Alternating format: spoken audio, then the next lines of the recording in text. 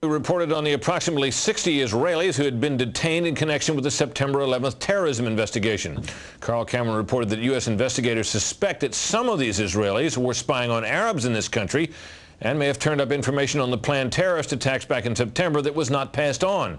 Tonight, in the second of 4 reports on spying by Israelis in the U.S., we learn about an Israeli-based private communications company for whom a half dozen of those 60 detained suspects worked. American investigators fear information generated by this firm may have fallen into the wrong hands and had the effect of impeding the September 11th terror inquiry. Here's Carl Cameron's second report. Fox News has learned that some American terrorism investigators fear certain suspects in the September 11th attacks may have managed to stay ahead of them by knowing who and when investigators are calling on the telephone. How?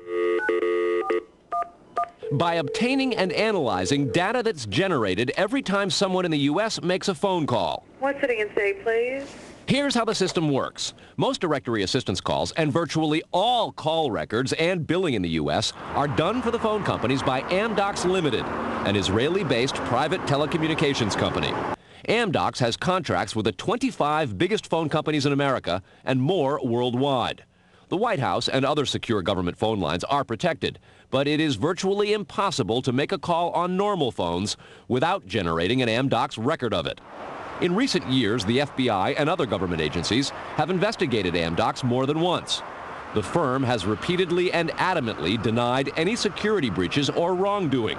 But sources tell Fox News that in 1999, the super-secret National Security Agency, headquartered in northern Maryland, issued what's called a top-secret, sensitive, compartmentalized information report, TSSCI, warning that records of calls in the United States were getting into foreign hands, in Israel in particular.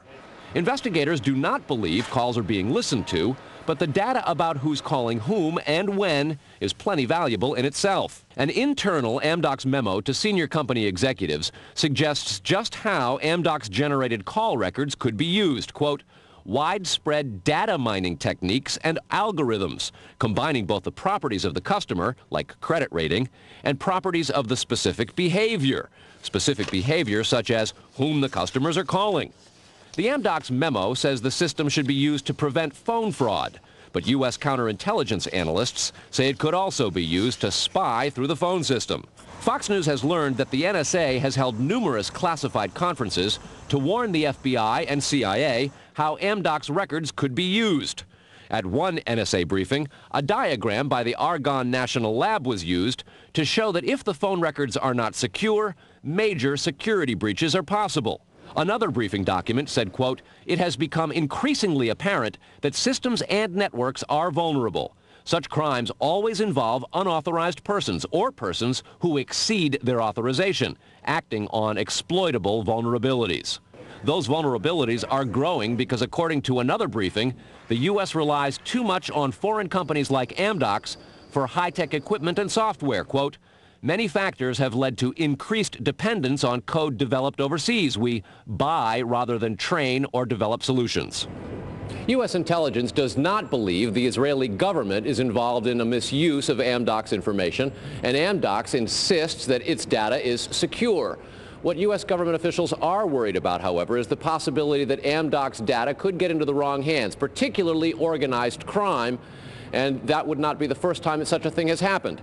Fox News has documents of a 1997 drug trafficking case in Los Angeles in which telephone information, the types that Amdocs collects, was used to, quote, completely compromise the communications of the FBI, the Secret Service, the DEA, and the LAPD. And we'll have that and a lot more in the days ahead, Brett. Carl, I want to take you back to your report last night on those 60 people who are Israelis who were detained in the anti-terror investigation, and the suspicion that some investigators have that they may have picked up information on the 9/11 attacks ahead of time, not passed it on. There was a report, you'll recall, that the Mossad, the Israeli intelligence agency, did indeed send representatives to the U.S. to warn just before 9/11 that a major terrorist attack was imminent. Why does that not? How does that leave room for the lack of a warning? Well, I remember the report, Britt. We did it first internationally right here on your show on the 14th. What investigators are saying is that that warning from the Mossad was nonspecific and general, and they believe that it may have had something to do with the desire to protect what are called sources and methods in the intelligence community. The suspicion being perhaps those sources and methods were taking place right here in the United States.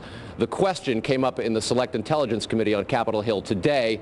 They intend to look into what we reported last night, and specifically that possibility. Brett? So, in other words, the problem wasn't the lack of a warning. The problem was lack of useful details. Quantity of information. All right, Carl, thanks very much. Coming up next.